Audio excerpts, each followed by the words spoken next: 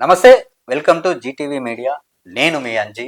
ఈరోజు నాగర్ కర్నూలు జిల్లాలో 11వ వార్డు ఆసిఫా బేగం గారు, అలాగే ఖాదర్ అన్నగారు గెలిచారు ఇక్కడ. అయితే గతంలో 10 ఏళ్ళు బీఆర్ఎస్ పార్టీ పరిపాలించింది. ఇప్పుడు కాంగ్రెస్ గవర్నమెంట్ వచ్చి 2 ఏళ్లన్నర అవుతుంది. అయితే ఈ 2 ఏళ్లన్నరలో అసలు కాంగ్రెస్ గవర్నమెంట్ ఏం చేసింది నాగర్ కర్నూలుకి? గతంలో రాజకీయం ఎట్లా ఉండే? ఇప్పుడు గెలిచారు, కాదరన్న గారు గెలిచారు ఈ వార్డు నుంచి. ఇక్కడ ఉన్నటువంటి ప్రధాన సమస్యలు ఏంటి అనే విషయాలు మాట్లాడి తెలుసుకునే ప్రయత్నం చేద్దాం. నమస్తే అన్న. నమస్కారం అన్న, బేసిక్గా రాజకీయం అంటేనే విమర్శలు ఉంటాయి, ప్రతి విమర్శలు ఉంటాయి అన్న. కానీ ఇక్కడ నాగర్ కర్నూలులో రాజకీయం ఎట్లుంది? మీ వార్డులో ప్రధాన సమస్యలు ఏం కనిపించినాయి మీకు? నా ఫస్ట్ ఆఫ్ ఆల్ అయితే 11వ వార్డు సభ్యులకు, నా ఓటర్లందరికీ ధన్యవాదాలన్న. మీరు మమ్మల్ని నమ్మకంగా ఎన్నుకున్నందుకు మీకు ప్రత్యేకంగా ధన్యవాదాలు తెలియజేస్తున్నాము, నేను నా భార్య తరపు నుంచి. రైట్. మీరు డోర్ టు డోర్ క్యాంపెయినింగ్ చేశారు మొన్న ప్రచార టైంలో. మీకు ఇక్కడ ఎన్నో ఏళ్ళుగా ఉంటున్నారు, మీకు ప్రతిదీ తెలుసు ఏందనేది. ఇక్కడ ప్రధాన సమస్యలు ఏముండే? గతంలో బీఆర్ఎస్ గవర్నమెంట్ పరిపాలిస్తున్నప్పుడు ఏం చేసిర్రు? ఈ 2 ఏళ్ల నుంచి ఈ గవర్నమెంట్ వచ్చిన తర్వాత ఏం చేశారు ఈ వార్డుకి? అన్న, గతంలో బీఆర్ఎస్ వ్యక్తి 11వ వార్డులో గెలవడం జరిగింది. గెలిచిన తర్వాత వార్డు దిక్కు మళ్ళీ కూడా చూడలేదు. మేము ఏ రోజైతే మాకు అభ్యర్థిగా నిలబెట్టించారో, మేము ఎమ్మెల్యే గారు గెలిచినప్పటి నుంచి ఆ వార్డు మీద తిరగడము, ఆ వార్డులో ఉన్న సమస్యలు వినడము, ఆ వార్డులో ఉన్న సమస్యలు మా కళ్ళారా చూడడం జరిగింది. అండర్ డ్రైనేజ్ కానివ్వండి, సీసీ రోడ్లు కానివ్వండి, లైట్లు కానివ్వండి, పెన్షన్లు కానివ్వండి, రేషన్ కార్డులు కానివ్వండి, ఇలాంటి ఎన్నో సమస్యలు వార్డులో ఎలాంటి అభివృద్ధి జరగలేదన్న. అయితే మేము అవన్నీ నోటీస్ చేసుకొని ప్రతి గడప గడపకు వెళ్ళి వాళ్ళ బాధలు విని వాళ్ళు ఒకటే మాట చెప్పిరన్న, అన్న మేము నమ్మకంగా ఓటేసినాం బీఆర్ఎస్ వాళ్ళకు, కానీ మాకు ఇంత మోసం జరుగుతుందని అనుకోలేదు. గెలిచిన తర్వాత ఒక్క రోజు కూడా వార్డు దిక్కు మళ్ళీ చూడలేదు. సిర్ఫ్ డబ్బు మద్యం బలంతోనే గెలిచిర్రు. గెలిచినాక వీళ్ళతో మాకేం అవసరం ఉంది అన్నట్టు విషి వెళ్ళిపోయారు. ఈరోజు మా ఎమ్మెల్యే గారు గెలిచిన తర్వాత మా పార్టీ కాంగ్రెస్ పార్టీ తరపు నుంచి 11వ వార్డులో మీరు పోయి చూడొచ్చు అన్న. లబ్ధిదారులకు ఇంద్రమ్మ ఇల్లు వచ్చినాయి, లబ్ధిదారులకు రేషన్ కార్డ్స్ వచ్చినాయి. 10 ఏళ్లలో ఎప్పుడూ ఒక రేషన్ కార్డు రాలేదన్న టిఆర్ఎస్ గవర్నమెంట్. అలాంటిది మా ఎమ్మెల్యే గారు గెలవడము, పైన కాంగ్రెస్ ప్రభుత్వం రావడము, అందరికి రేషన్ లేని ప్రతి ఒక్కరికి రేషన్ ఇప్పివ్వడం జరిగింది అన్న. కొన్ని ఒక 10% అట్లా బ్యాలెన్స్ ఉంది. ముందల భవిష్యత్తులో అది కూడా ఫుల్ఫిల్ చేసే ప్రయత్నం అది కూడా చేస్తామన్నా. సీసీ రోడ్లు అన్న, సీసీ రోడ్లు ఇలా పరిస్థితిలో నామమాత్రంగా వేసి వెళ్ళిపోయారు. ఇలా వార్డులో తిరిగితే అండర్ డ్రైనేజ్ వాటర్ వర్షాకాలంలో ఇళ్లలోకి వస్తున్నాయి అన్న. ఘోరమైన పరిస్థితి ఉంది. కాంట్రాక్టర్ బిల్లుల కోసము అర్ధరాత్రి జనాలు లేని టైంలో రోడ్లు వేసి వెళ్ళిపోయారు. ఆ రోడ్లు మళ్ళా ఇంకోసారి రీకన్స్ట్రక్షన్ చేయాల్సి వస్తుంది. అలాంటి పరిస్థితి ఉంది. లైట్లు అదే అంత దారుణంగా, చెత్త చెత్త అక్కడనే ఉంటదన్న. వాడిని పట్టించడం లేదు. కానీ నూనె పోస్తే ఎత్తుకున్నటువంటి నీట్ గా చేసిపోయినా అని చెప్పేసి అంటా ఉన్నారు నాగర్ కర్నూలు. నేను చెప్పే మాటలు మీకు నమ్మకంగా కాకుంటే 11వ వార్డు దూరం లేదన్న, పక్కనే ఉంది నా వార్డు. మీరు పోయి విజిట్ చేయొచ్చు. నా ఓటర్ మహేశ్వరులు అందరినీ మీరు కలవచ్చు, ఒక్కొక్కరిని అడగొచ్చు. మీరు నూనె పోస్తే ఎత్తుకున్నట్టు ఉందా, నూనె పోస్తే నూనె కనిపించకుండా పోతుందా అనే పరిస్థితిలో ఉందో మీరు కళ్ళారా చూడొచ్చు అన్న. మీరు ఒకసారి విజిట్ చేసి చూడండి ఒకసారి. ఓకే. ఇక్కడ ఈ వార్డుకి ఏమైనా హామీలు ఇచ్చారా? గతంలో హామీలు ఇచ్చి వెళ్ళిపోతూ ఉంటారు రాజకీయ నాయకులు. అంటే వాళ్ళు గెలిచిన తర్వాత మేము అటు సైడే చూడకుండా ఎన్నికకి వెళ్ళిపోయేటువంటి లీడర్ని చూసాము అని చెప్పేసి అంటున్నారు. కాబట్టి మరి మీ వార్డుకు మీరు ఎలాంటి హామీలు ఇచ్చారు? ఏం రాబోతున్నాయి ఈ వార్డుకి? అన్న, నేను పుట్టింది కూడా అదే వార్డులు. నేను అందరి మధ్యలో పెరిగినోడిని. నా వార్డుకు ఏమేం కావాలను అవన్నీ నేను ఖచ్చితంగా ఎమ్మెల్యే గారి దగ్గర, నేను చాలా దగ్గరగా ఎమ్మెల్యే గారి దగ్గరగా ఉంటాను. ఉమ్, నాకు ఆయన ప్రేమ ఆప్యాయాలు నిండుగా ఉమ్, ఉంటాయి. ఉమ్, నా వార్డుకు ఈ 5 ఏళ్లలో ఉమ్, ఇది లేదు అనకుండా చేసుకునే ప్రయత్నం ఫుల్ఫిల్ గా నేను చేసుకోగలుగుతానన్న. ఉమ్, ఇది ఉమ్, నా వార్డు సభ్యులకు అందరికీ నేను గట్టిగా చెప్పగలుగుతాను. ఉమ్, ఉమ్. రెండోది చిన్న చిన్న సమస్యలు ఉన్నాయన్న, బోరు ఉమ్, సమస్యలు కానివ్వండి, ఉమ్, సీసీ రోడ్డు మీద ఇంతకుముందు చెప్పినట్టు సీసీ రోడ్ల సమస్యలు కానివ్వండి, ఉమ్, లైట్ల సమస్యలు కానివ్వండి, ఉమ్. అవన్నీ కూడా దగ్గరుండి నేను ఫుల్ఫిల్ చేసుకుంటాను. ఓకే, 11 వార్డులో ఎక్కువ శాతం మైనారిటీసే ఉన్నారు. సో అదర్ వాళ్ళు మీ రిమైనింగ్ వాళ్ళు ఉన్నారు. అయితే మైనారిటీస్ వాళ్ళు మీరు ఎందుకంటే మీరు కూడా మైనారిటీ కాబట్టి అది చూసే వేసారు జనాలు అన్నట్టుగా బయట నెగిటివ్ ప్రచారం అనేది స్టార్ట్ అయింది. దీనికి ఏం సమాధానం చెప్తారు? లేదన్న, అలాంటి అపోహలు మీరు నమ్మొద్దు. ఉమ్, అవి మా మీద బురద జల్లే ప్రయత్నమే తప్ప ఉమ్, ఇంకొకటి కాదు. ఉమ్, నాకు అన్ని కమ్యూనిటీలతోని మంచి సాన్నిహిత్యం ఉందన్న. ఉమ్, అందరి ప్రేమ ఆప్యాయాలు పొందిన, ఉమ్, అందరు కలయికగా నన్ను గెలిపించారు. ఉమ్, ప్రతి ఒక్క కమ్యూనిటీ నాకు ఓటేసిందన్న. ఉమ్, వాళ్ళందరికీ నేను మరొకసారి మీ ఛానల్ ద్వారా కూడా ధన్యవాదాలు చెప్తున్నాను. ఉమ్, ఒక్కరని కాదన్న, అందరూ ఉమ్, మైనార్టీలు కానివ్వండి, అదర్ కానివ్వండి, ఉమ్, మన వార్డులో ఉన్న ప్రతి కమ్యూనిటీ నాకు సపోర్ట్ చేసిందన్న. ఉమ్, దగ్గరుండి వాళ్ళ ఇంట్లో కూర్చోబెట్టి మరీ నన్ను గౌరవించి ఉమ్, నన్ను నా భార్యను ముందరికి నడిపిరన్న. ఉమ్. వాళ్ళ మేలు మర్చిపోలేము. సూపర్. ఎందుకంటే మా వాళ్ళే ఎక్కువ ఉన్నారు, మీ వాళ్ళు తక్కువ ఉన్నారు, ఇలా భేదాలు చూడకుండా ప్రతి ఒక్కరు నాకు ఓట వేశారు, వాళ్ళందరూ నన్ను గెలిపించారు అన్న ఆలోచన రావడమే చాలా గొప్పది.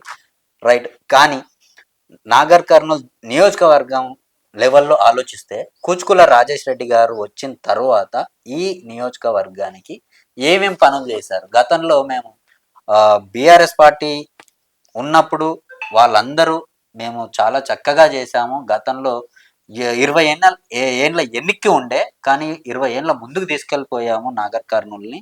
ప్రస్తుతం మళ్ళీ ఆ 20 ఏళ్ళు మళ్ళీ ఎన్నికి లాక్కెళ్ళిపోతున్నారు అని చెప్పేసి వాళ్ళు ప్రచారం చేస్తూ ఉన్నారు. కానీ రాజేష్ రెడ్డి గారు వచ్చిన తర్వాత ఏం చేశారు అంటే మీరేం చెప్తారు? వాళ్ళు అంతగానో డెవలప్ చేసింటే ఉమ్, దే- ఓటర్ మహేశ్వరులు మిమ్మల్ని ఆశీర్వదిస్తుంటారు. ఉమ్, మీరు ఏం చేసిర్రో ఓటర్ మహేశ్వరులకు తెలిసినందుకే ఉమ్, మీకు గుణపాఠం చెప్పిర్రు. ఉమ్, రెండోది, మా ఎమ్మెల్యే గారు, మా ఎమ్మెల్సీ గారు ఉమ్, నిజాయితీ పరులు, ఉమ్, మచ్చలేని నాయకులు. ఉమ్, వాళ్ళు ఒక మాట చెప్పారంటే దానికి కట్టుబడి 1000 100 ఉమ్, మాట తప్పని మనుషులు. ఉమ్, అది మా నోటితోని కాదన్నా, మీరు నార్కల్ మొత్తం కాన్స్టిట్యూన్సీలో ఎక్కడ అడిగినా మీకు ఆ సమాధానానికి జవాబు దొరుకుతుంది అన్న. ఉమ్, మా ఎమ్మెల్యే గారు గెలిచినాక ఉమ్, నాగర్ కర్నూల్ కాన్స్టిట్యున్సీకి 1000 కోట్ల నిధులు తీసుకొచ్చారు అన్న. ఉమ్, 1000 కోట్ల నిధులు తీసుకొచ్చారు.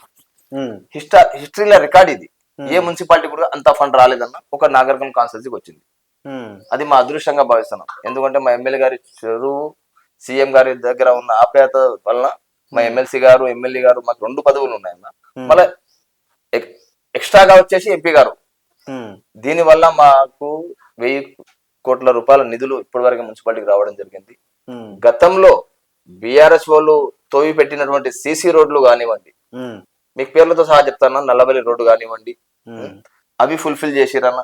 ఉమ్, నాంగుల్ల వంతెన స్కూల్ కానివ్వండి, వంతెన కానివ్వండి, నా వార్డుకు సంబంధించి ఎండబెట్ల గ్రామం ఉంటుంది అన్న. అక్కడ నాకు 200 రోడ్స్ ఉంటాయి. ఉమ్, అక్కడ 10 కోట్లతో ఒక బ్రిడ్జి నిర్మాణం చేస్తున్నాను. 10 ఊర్లు రాకపోకలు నడుస్తాయన్న అక్కడ నుంచి. ఉమ్, ఆ సమస్య విని కళ్ళారా చూసి ఆడ 10 కోట్ల బ్రిడ్జ్ శంకుస్థాపన జరిగిందన్న మొన్ననే. ఇప్పుడు పనులు స్టార్ట్ అవుతున్నాయి. ఉమ్, మళ్ళా 1 ఇయర్ వరకు అది కూడా కంప్లీట్ అవుతుంది. ఉమ్, 650 పడకల హాస్పిటల్ తీసుకొచ్చారన్న. ఉమ్, 9 కోట్లతో మెడికల్ కాలేజ్ టౌన్ మధ్యలో, ఉమ్, జూనియర్ కాలేజ్ ఉమ్, అంబేద్కర్ స్టాచ్యూ పక్కనే ఉంటదన్న, ఉమ్, అది తీసుకొచ్చిరన్న. ఇలా చెప్పుకుంటా పోతే ఎన్నో అభివృద్ధి పనులు మా ఎమ్మెల్యే గారు. ఉమ్, మీకు మాటల పరంగా కాదన్న, ఉమ్, మా ఎమ్మెల్యే గారు మాకు ఎలక్షన్ల నడిపించేటప్పుడు ఉమ్, నిజాయితీగా ఒక పత్రం ఇచ్చారన్న. ఉమ్, ఆయన ఏం చేసిండు అనే పత్రం ఉమ్, ప్రచారించి మాకు ఇచ్చారన్న. అది కూడా మీకు ఇస్తాను. ఉమ్, మీరు అది కూడా ప్రతి ఒక్కరికి ఇవి వచ్చినాయా అని మీరు కనుక్కున్నాకనే ఉమ్, దాని మీద మీరు మాట్లాడవచ్చు. ఉమ్. అయితే రాజేష్ రెడ్డి గారు తన లీడర్స్తో ఎంత సానుకూలంగా ఉంటారు? ఒకవేళ మీ మున్సిపాలిటీలో ఈ వార్డులో నాకు ప్రత్యేక నిధులు కావాలి, ఈ వార్డులో ఈ సమస్య ఉంది అన్నా అని వెళ్తే ఆయన ఇయ్యడానికి రెడీగా ఉన్నారా? అన్న, మేము మీకు ఇంతకుముందు చెప్పినట్టు ఎమ్మెల్యే గారి ప్రోటోకాల్ ప్రకారంగా మేము ఇప్పుడు మాట్లాడలే ఆయనతో. ఉమ్, ఒక అన్నగా మాకు ఒక ఇంటి పెద్ద దిక్కుగా నడిపే విధంగానే మేము ఆయనతో అంత సాన్నిధ్యంగా ఉంటామన్న. ఉమ్, ఆయన ఆప్యాయత గాని, ఆయన పలకరింపు గాని, ఆయన ప్రేమ గాని ఉమ్, నేను నా సొంత ఇంటి అన్నదమ్ములతో కూడా పొందలేదన్న. ఆయనతో అంత మంచిగా మాకు సాన్నిధ్యం ఉంటది. ఉమ్, ఎవ్వరు వచ్చినా, అది నాకనే కాదు, ఎవ్వరు వచ్చినా ఉమ్, ఒక్కసారి ఆయనతో స్నేహం చేస్తే అది విడరాని బంధం ఉంటదన్న. అంత గట్టిగా ఆయనతో మమ్మకైపోతారు. ఉమ్, అది ఓటర్ మహేశ్వరులు అయినా కానీ, మా లాంటి లీడర్స్ అయినా కానీ. ఉమ్, అలాంటి నాయకుడిని మా కాన్స్టెన్సీ ఎప్పటికీ వదిలిపెట్టుకోదు. ఉమ్, మళ్ళీ వచ్చేసారి కూడా మా అన్ననే, మా ఎమ్మెల్యే గారే ఈ ఉమ్, కాన్స్టెన్సీకి ఎమ్మెల్యేగా ఉంటారు. అది ఉమ్. నేను 100% కాదు, 1000% చెప్పగలుగుతాను ఖచ్చితంగా. ఖచ్చితంగా. రైట్. ఆయన నెక్స్ట్ ఎలక్షన్స్ తర్వాత మళ్ళీ మీ దగ్గరికి ఓకే వస్తాను అన్న, ఇంటర్వ్యూకి. ఓకే. రైట్. ఆయన మర్రి జనార్దన్ రెడ్డి గారు మాటకి, రాజేష్ రెడ్డి గారి మాటకి చాలా తేడా ఉంటది. ఈయనకు మాటలే రావు, మెత్తడు మనిషి. ఆయన మాటనే సరిగ్గా ఉండదు, పనేం చేస్తాడు అనుకున్నటువంటి ప్రజలు చాలా మంది ఉన్నారు. అలా ప్రచారం కూడా చేసుకుంటూ వచ్చారు. మరి దీనికి ఏమంటారు? ఆయన నిజంగానే మెత్తడు మనిషా, పనేం చేయడంటారా? అన్న, ఇలా రాజకీయం ఎట్లయిపోయిందంటే అన్న, ఉమ్, వర్గర్ లాంగ్వేజ్ మాట్లాడితేనే రాజకీయ నాయకుడు అంటున్నారు. ఉమ్, కానీ నా నాయకుడు వర్గర్ లాంగ్వేజ్ మాట్లాడారు. ఉమ్, నిజాయితీగా పని చేస్తారు, ఉమ్, నిబద్ధతతో ఉంటారు. ఉమ్, ఆయన ఏది అడిగినా, ఉమ్, జనాలకి అవసరం పడే పని ఏది ఉన్నా ఉమ్, దగ్గరుండి దాన్ని ఫుల్ఫిల్ చేస్తారన్న. ఉమ్, బూటబు మాటలు మాట్లాడి ఉమ్, ఆకాశంలో నక్షత్రాలు, తెల్లవారుజామున ఆకాశంలో నక్షత్రాలు చూపియరన్న. ఉమ్, వాళ్ళతో అయ్యేది ఉంటేనే చెప్తారు, ఉమ్, చేసేది ఉంటేనే చేస్తారు. ఉమ్, అంతే తప్ప 10 మాటలు మాట్లాడి ఉమ్, నేను నారకల్కు సముద్రం తీసుకొస్తా అని మాటలు మాట్లాడలేరు వాళ్ళు. ఉమ్. వాళ్ళతో ఏదైతుందో అదే చెప్తారు, దాన్ని ఫుల్ఫిల్ చేస్తారు అన్న. మాట ఇస్తే అది ఖచ్చితంగా ఖచ్చితంగా నెరవేరుస్తారు. నెరవేరుస్తారన్న. అయ్యేది ఉంటేనే మాట మాటిస్తారు, ఇస్తారంటారు. మాటిస్తారన్న. రైట్. స్టేట్ లెవెల్ తీసుకుంటే మరి ఇదే స్టేట్ లెవెల్లో 6 గ్యారంటీలు ఇచ్చి గద్దెకెక్కిండు రేవంత్ రెడ్డి గారు. తెలంగాణను భ్రష్టు పట్టిస్తున్నారు అని చెప్పేసి పెద్ద మొత్తంలో ప్రచారం జరుగుతూ ఉంది, వింటా ఉన్నాం. ఇది ఎంతవరకు నిజం అనుకుంటున్నారు? అన్న, మీరు మీడియాలో ఉన్నారు, ఉమ్, మీకు కూడా తెలుసు. గత బీఆర్ఎస్ ప్రభుత్వము చేసినటువంటి అప్పులు కానివ్వండి, ఉమ్, ఖజానా ఖాళీ చేసి వాళ్ళు జనాలు వాళ్ళు తరిమి కొట్టినాక ఉమ్, కాంగ్రెస్ గవర్నమెంట్ అధికారంలోకి వచ్చింది. ఉమ్, వచ్చిన గవర్నమెంట్ మిత్తిలు కట్టుకొని ఉమ్, ఇక్కడ ఇచ్చిన హామీలను నెరవేరుస్తూ ముందరికి సాగుతుందన్న. ఉమ్, వచ్చిన ఎంబడే ఫ్రీ బస్సు, ఉమ్, మహిళలకు ఫ్రీ బస్సు, ఉమ్, 200 యూనిట్ కరెంటు, ఉమ్, ఇందిరమ్మ ఇల్లు కానివ్వండి, పావుల వడ్డీ రుణాలు కానివ్వండి, ఉమ్, మన ఆడపడుచులకు పాల వడ్డీ రుణాలు కానివ్వండి, ఉమ్, తెల్ల రేషన్ కార్డులు 10 ఏళ్లలో మీరు ఒక్కరన్నా మీ దృష్టిలో వచ్చిండ్రా? ఉమ్, మేము బీఆర్ఎస్ గవర్నమెంట్ లో ఒక రేషన్ కార్డు తీసుకున్నామని ఎవ్వరికి రాలేదన్న. అది మా కాంగ్రెస్ గవర్నమెంట్ లో వచ్చింది. ఉమ్, మా కాంగ్రెస్ గవర్నమెంట్ లో వచ్చింది. మేము గంటగా చెప్పగలుగుతాము, ఉమ్, మా కాంగ్రెస్ గవర్నమెంట్ ఇవన్నీ అప్పులు ఉన్నా కూడా ఉమ్, అభివృద్ధి పదంలో ముందరకు నడుస్తూ మా సీఎం గారు రేవంత్ రెడ్డి గారు, ఉమ్, మా కాన్సన్సీ పులిబిడ్డ, నల్లమల్ల పులిబిడ్డ ఆయన ఉమ్, ఇంత అభివృద్ధి చేస్తూ నడుస్తుండ్రు. ఉమ్, మళ్ళీ ఆయన వచ్చే ట్రంప్ కూడా సీఎం గా ఆయన్నే ఉంటారు. ఉమ్. ఇది కూడా మీకు 1000% నేను చెప్పగలుగుతాను. కానీ వ్యతిరేకత స్టార్ట్ అయిపోయింది అంటున్నారు. వ్యతిరేకత ఉంటే ఈ రోజు ఇన్ని మున్సిపాలిటీల్లో క్లీన్ స్వీప్ కావన్నా, ఇన్ని మున్సిపాలిటీలు కాంగ్రెస్ వైపు మొగ్గు చూపవు. ఉమ్, మీ మాటల్లోనే సమాధానం ఉంది. ఉమ్, జనాలు మమ్మల్ని ఆశీర్వదిస్తురా తిడుతురా అనేది మీరు ఉమ్, మీ ఆహ్వానానికి ఇచ్చి పెడుతున్నది. ఉమ్, మీరు ఆలోచించుకోండి. ఇలా ప్రతి మున్సిపాలిటీలో కాంగ్రెస్ జెండా ఎగరేసిందన్న. ఉమ్, అది మా గొప్పతనం, ఉమ్. మా సీఎం గారి గొప్పతనం. కానీ ఏం మాయ చేశారు పబ్లిక్ కి మీరు? అంటే క్లీన్ సేప్ అనేది ఇంతలా ఎప్పుడు రాలేదు. నాగర్ కర్నూలులో చూసుకుంటే 6 వార్డులే వాళ్ళు గెలిచారు, మిగతా వార్డులన్నీ కాంగ్రెస్ వాళ్ళే గెలిచారు. అసలు ఏం చేశారు పబ్లిక్ కి? అన్న, మేము మాయా చెప్పేటోళ్ళం కదా, పని చేసేటోళ్ళం. ఉమ్, మేము మాయా మాటలు చెప్పి బొరిటికి వచ్చేటోళ్ళం కాదన్న, పని చేసి చూపించేటోళ్ళం. ఉమ్, అది చేసినందుకే ప్రజలు మమ్మల్ని ఆశీర్వదించారు, మమ్మల్ని నమ్మిర్రు, మమ్మల్ని ముందరకు నడిపిర్రు అన్న. ఉమ్, దానిలో ఎలాంటి సందేహం లేదన్న. ఉమ్.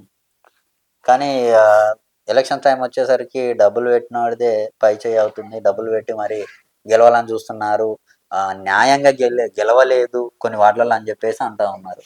ఇప్పుడు ఉదాహరణకన్నా నా వార్డే తీసుకుందాం అన్న. ఉమ్, నా వార్డులో నాకు అపోజిషన్ క్యాండిడేట్ లిక్కర్ కింగ్. ఉమ్, అతనికి బార్ షాప్ ఉంది, ఉమ్, ధనవంతుడు. నేను పేదరికం ఉన్నాను, ఉమ్, నేను మిడిల్ క్లాస్ నుంచి వచ్చినవాడిని, ఉమ్, పేదరికం నుంచి వచ్చినవాడిని.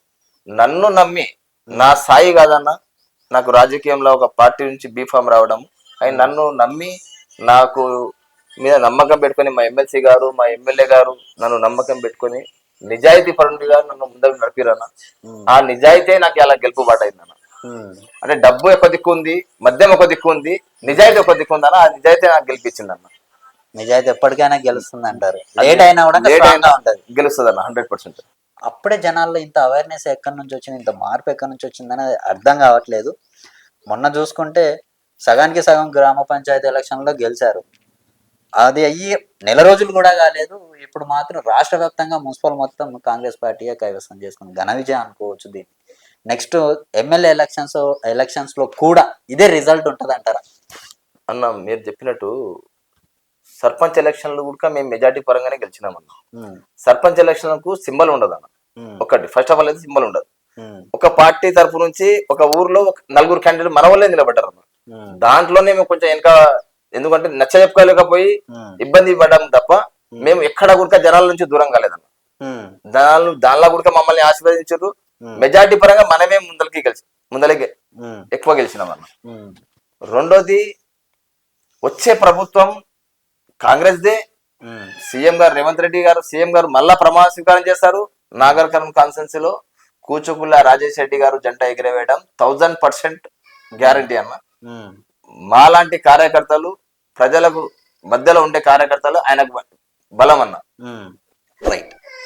రాష్ట్ర వ్యాప్తంగా 6 గ్యారంటీలు ఇచ్చి గద్దెకెక్కారు రేవంత్ రెడ్డి గారు. ఆ వచ్చిన పథకాలలో ఫ్రీ బస్సు కావచ్చు, అలాగే ఇందిరమ్మ ఇండ్లు, రేషన్ కార్డులు, తర్వాత ఈ ఫ్రీ బస్ అనేది ఎందుకని ఇంత నెగిటివ్ చేస్తూ ఉన్నారు?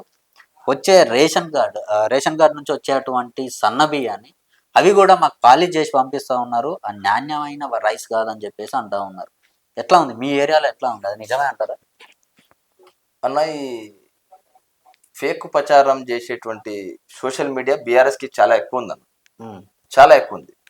ఎందుకంటే ఇలా జనాలు లబ్ధి పొందుతున్నారనే కాంగ్రెస్ వైపు ఇంతగానో మొగ్గు చూపుతారు.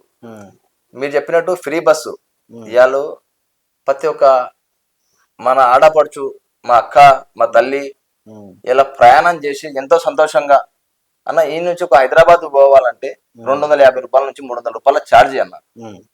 ఫ్రీగా వెళ్ళిపోతురు అన్న. ఈ సంతలో కూరగాయలు నచ్చకుంటే వేరే సంతకు పోయి కూరగాయలు తెచ్చుకుంటున్నారు అన్న. అంటే ఆ స్వేచ్ఛ ఆడోళ్లకు కాంగ్రెస్ ప్రభుత్వం ఇచ్చిందన్న. సన్న బియ్యం అంటారు మీరు. మా సీఎం గారి ఇంట్లో, రేవంత్ రెడ్డి గారి ఇంట్లో ఏ అన్నం అయితే వండుతుండ్రో, ఏ అన్నం అయితే మా సీఎం గారు తింటారో అదే ఇలా పేదరికంలో ఉన్న నిరుపేద ఇంట్లో కూడా అదే బియ్యంని ఇలా తింటారు అన్న. గతంలో వాళ్ళు బీఆర్ఎస్ సీఎం కానివ్వండి, కేసీఆర్ లాంటి వాళ్ళు వాళ్ళ ఇంట్లలోనే సన్న బియ్యం తిన్నారు తప్ప పేదోళ్ళు తినలేదన్న. కానీ అలా కాంగ్రెస్ ప్రభుత్వంలో కట్టిక పేదోడు కూడా సన్న బియ్యం తింటున్నాను. నాణ్యమైన బియ్యం అన్న. మేము ప్రతి ఇంటికి గడప గడపకు పోయినప్పుడు మమ్మల్ని ఆశీర్వదించారు. మేము దగ్గర నుండి చూసినాం. మేము అడిగినాము, అమ్మా బియ్యం ఎట్లా ఉన్నాయి, బస్సు ప్రయాణం ఎట్లా ఉంది, మీకు ఏమైనా ఇబ్బందులు ఉన్నాయా అని. దేవుని దయాల ప్రతి ఒక్కరు మాకు సానుకూలంగా సంపాదించారు, మంచిగా ఆశీస్సులు ఇచ్చారు అన్న. ఇలా అందుకోసమే గెలిచి మేము ముందర కూర్చున్నాం అన్న. అది మా రేవంత్ రెడ్డి గారి ఆశీస్సులు, మా ఎమ్మెల్యే గారి ఆశీస్సులు, మా ఎమ్మెల్సీ గారి ఆశీస్సులు అన్న. మాకు నిరూపించుకోవడానికి ప్రజల నుంచి వచ్చిన సంపదనే మాకు గొప్ప వరం అన్న. ఇంకా బీఆర్ఎస్ వాళ్ళకు సోషల్ మీడియా, వాళ్ళు బతికిందే సోషల్ మీడియా మీద. వాళ్ళు ఫస్ట్ నుంచే సోషల్ మీడియా మీదనే జనాలను ఎడిచిపెట్టారు, సోషల్ మీడియా పెంచారు వాళ్ళు. మాకు సోషల్ మీడియా చూపించట్లేదు అంటారా వాళ్ళు? నేను వాస్తవంగా చెప్తున్నా అన్న. మీరు గ్రౌండ్ రిపోర్ట్ లో మీరు చూసుకుంటే మీకు తెలుస్తుంది అన్న నేను చెప్పింది వాస్తవమా కాదా అనేది. రైట్. ఫైనల్ గా మీ వార్డులో గెలిపించినటువంటి ఓటర్ మహాశైలకి ఏం చెప్పదలుచుకుంటున్నారు? నా వార్డులో నన్ను గెలిపించిన ప్రతి ఒక్క ఓటర్ను, ప్రతి ఒక్క గడప గడపకు, మీ ఇంట్లో నా ప్రభుత్వం, కాంగ్రెస్ ప్రభుత్వం ద్వారా, మా సీఎం రేవంత్ రెడ్డి గారి పథకాలు ద్వారా, మా ఎమ్మెల్యే గారి ఆశీస్సులు, ఎమ్మెల్సీ గారి ఆశీస్సులు, నేను అతి సన్నిహితంగా వాళ్ళ దగ్గర ఉంటా. నా వార్డుకు ఏమేమి నిధులు కావాలన్నా నేను కొట్లాడి మా ఎమ్మెల్యే గారి దగ్గర తీసుకొచ్చి నా వార్డును, నా ఓటర్, ప్రతి ఓటర్ ఇంట్లో నా పరంగా, నా పార్టీ పరంగా ఏదో ఒక లభ్యం పొందేటట్టు నేను కృషి చేస్తానన్నా. నా వార్డును అభివృద్ధి వార్డుగా నేను తీర్చిదిద్దుకోవాలని శాయశక్తులా ప్రయత్నిస్తాను. రైట్. ఖచ్చితంగా మీరు జనాలకి దగ్గర ఉండాలి, జనాల్లో ఒకరిగా ఉండాలి. ఎందుకంటే ప్రజలే నీ ఫ్యామిలీ. ఇప్పుడు నీకు ఎవరైతే ఓట్లు వేసారో వాళ్ళందరూ నీ ఫ్యామిలీ మెంబర్స్. ఇప్పుడు ఏ ఇంట్లో కష్టం వచ్చినా కూడా ఖచ్చితంగా మీరు వాళ్ళ ముందు నిలబడాలి. ఏ రోజైనా ఒకవేళ కష్టంగా అనిపిస్తే ఖచ్చితంగా వచ్చి మీ ముందు నిలబడతాం, క్వశ్చన్ చేస్తాం. ఖచ్చితంగా వాళ్ళకి దగ్గర ఉండాలి. మీ రాజకీయ భవిష్యత్తు కూడా ఇలాగే ముందుకు వెళ్ళిపోవాలి. మీరు ఎప్పుడైతే వాళ్ళకి దగ్గర ఉంటారో నెక్స్ట్ కూడా మీరే రావచ్చు. ఎందుకంటే లీడర్ అనే వాళ్ళని ప్రజలే ఎన్నుకుంటారు. మీ మంచితనాన్ని బట్టి, మీరు చేసే పనిని బట్టి మీ రాజకీయ జీవితం కూడా ఉంటుంది. చూస్తూనే ఉండండి జీటీవీ మీడియా. నమస్తే. నమస్తే. నమస్తే. నా పేరు ఆసిఫా, మా ఆయన పేరు ఖాదరు. 11వ వార్డు నుంచి గెలిచినందుకు మీ అందరి, మా మిత్రులకు, అన్నదమ్ములకు అందరికీ ధన్యవాదములు. మీ ఇంటికి వచ్చి ఏమైనా ప్రాబ్లం ఉన్నా ఏమైనా వింటాము. వచ్చి మీ ఆడిబిడ్డ అనుకోని, మీ కూతురు అనుకొని ప్రతి ఇంటికి వస్తా. మమ్మల్ని ఓటేసినందుకు చాలా చాలా ధన్యవాదములు. మన వార్డుని అభివృద్ధి చేసుకుంటాము. ప్రతి ఒక్కరికి ధన్యవాదములు.